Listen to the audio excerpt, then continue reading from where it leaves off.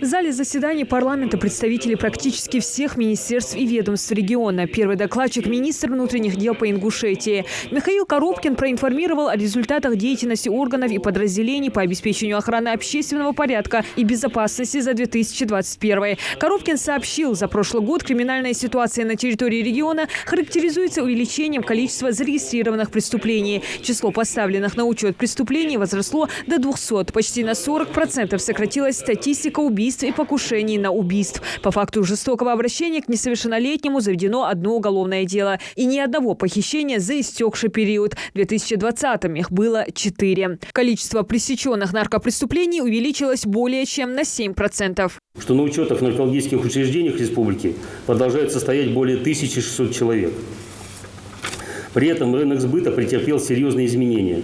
И так называемые аптечные наркотики значительно вытеснили, скажем так, традиционные виды. Профильные подразделения министерства скорректировали должным образом вектор своей деятельности, что позволило значительно повысить эффективность борьбы с аптечной наркоманией.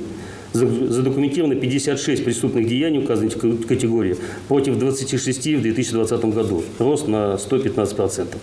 Более того, в 2021 году пресечена деятельность организованной преступной группы, созданной по этническому принципу и занимавшейся сбытом наркотических средств и сильнодействующих психотропных веществ. Продолжаем проводить соответствующую работу среди личного состава министерства. За причастность к незаконному обороту наркотических средств и сильнодействующих веществ уволены 8 сотрудников, в отношении 3 сотрудников возбуждены уголовные дела.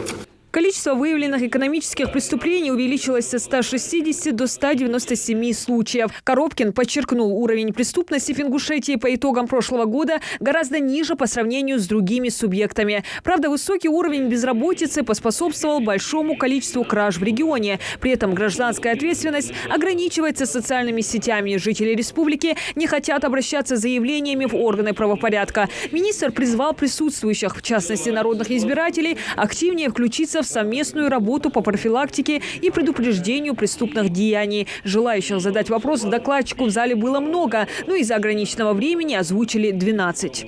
Какие меры принимаются министерством по недопущению совершения преступлений и правонарушений в общественных местах и на улицах нашей республики? В настоящее время у нас зарегистрировано 294 преступления, совершенных в общественных местах. Это практически находится на уровне 2020 года. Непосредственно на улицах зарегистрировано 240 преступлений. С учетом анализа уличной преступности ежемесячно вносятся корректировки в единую дислокацию постов и маршрутов наружных нарядов, а также меняется время несения службы. Далее у нас вводится практика применения служебных животных.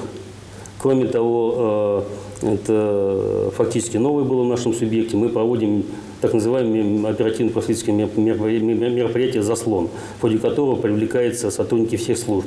Об итогах деятельности за минувший год доложил и руководитель управления Федеральной налоговой службы по Ингушетии. В результате проведенной работы за прошлый год в консолидированный бюджет страны поступило около 59 миллионов рублей. Задолженность в регионе снизилась почти на 8%. На 1 января она составила около 3,5 миллионов рублей. Согласно рейтингу оценки результативности работы с задолженностью управления, по итогам 2021 года региональное ведомство занимает 65-е место. Причиной низкого показателя неуплаты налогов, сборов страховых взносов, отсутствие денежных средств на счетах налогоплательщиков, имущества и иных активов. На различных стадиях процедурах банкротства находится 128 должников. По группе плательщиков задолженность распределилась следующим образом. Бюджетные учреждения 449 миллионов рублей, ГУПы и МУПы свыше миллиарда рублей, физические лица без учета ИП 937 миллионов рублей, индивидуальные предприниматели 477 миллионов рублей, коммерческие организации 1 миллиард 180 миллионов рублей. Задолженность по страховым взносам в небюджетные фонды в целом по состоянию на 1.1.2022 года составила свыше 1 миллиарда рублей.